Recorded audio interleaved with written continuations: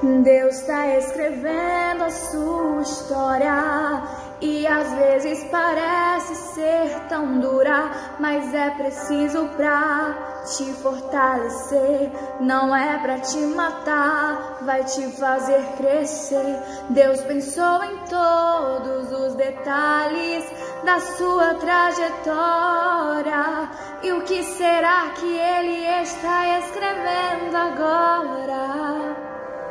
Será o dia de você cantar o hino de vitória.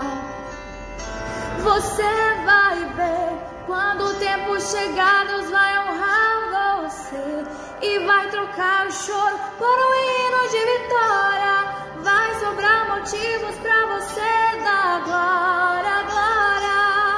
Preocupa não, toda a tristeza que tem no seu coração dará lugar à alegria que te espera.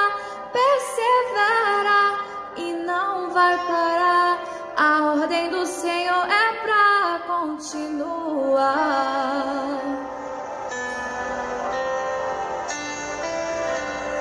Deus está escrevendo a sua história e às vezes parece ser tão dura, mas é preciso pra te fortalecer, não é pra te matar, vai te fazer crescer. Deus pensou em todos os detalhes da sua trajetória, e o que será que Ele está escrevendo agora? Será o dia de você cantar um hino de vitória. Você vai ver quando o tempo chegar, Deus vai honrar você e vai trocar o choro por um hino de vitória. Vai sobrar motivos pra você dar glória, glória. Preocupa não, toda a tristeza que tem no seu coração dará lugar à alegria que te espera.